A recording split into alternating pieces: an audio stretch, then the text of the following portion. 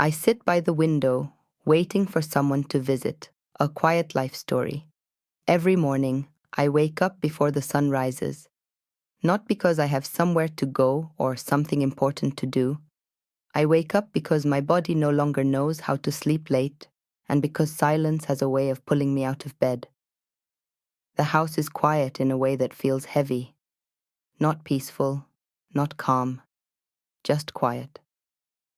There are no footsteps in the hallway, no voices from another room, no one asking what's for breakfast.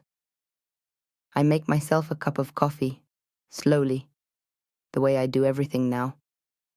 I don't rush anymore. There is no reason to. I carry the cup carefully to the living room and sit by the window, the same window I've been sitting by for years. This window has seen my whole life.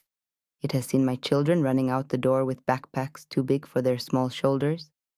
It has seen my husband stand on the porch every morning, adjusting his coat, turning back one last time to wave at me before going to work.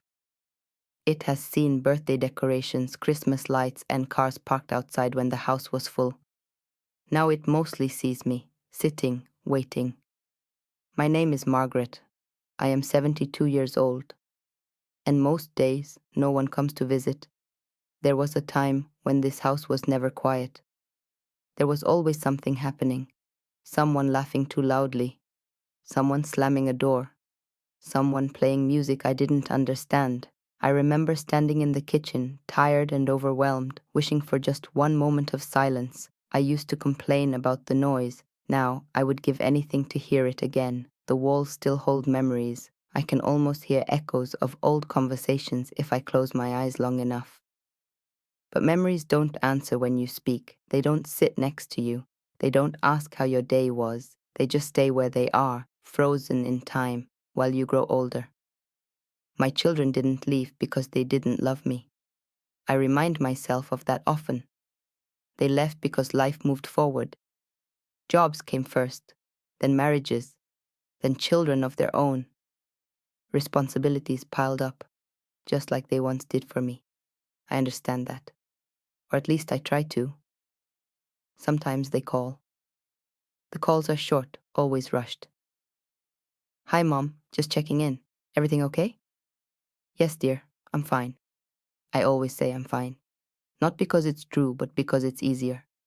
I don't want to sound needy. I don't want them to feel guilty. I don't want to be another task on their long list of things to do. So I say I'm fine, and the call ends, and the silence comes back. There are nights when the quiet feels louder than any noise ever did. Nights when I sit alone and think about the past, about the choices I made, about the moments I might have missed.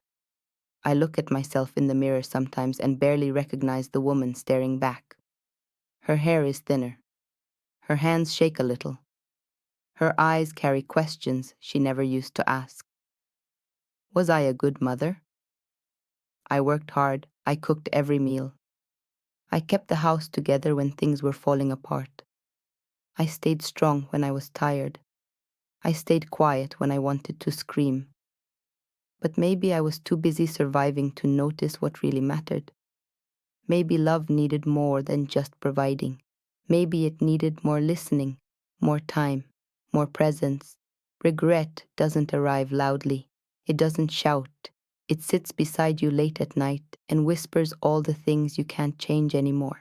Sometimes during the day, a car slows down outside my house, just for a moment, and my heart reacts before my mind does. I stand up, I smooth my hair. I feel something small and hopeful rise inside me. Maybe today, but the car always moves on, and I sit back down, feeling a little foolish for hoping at all.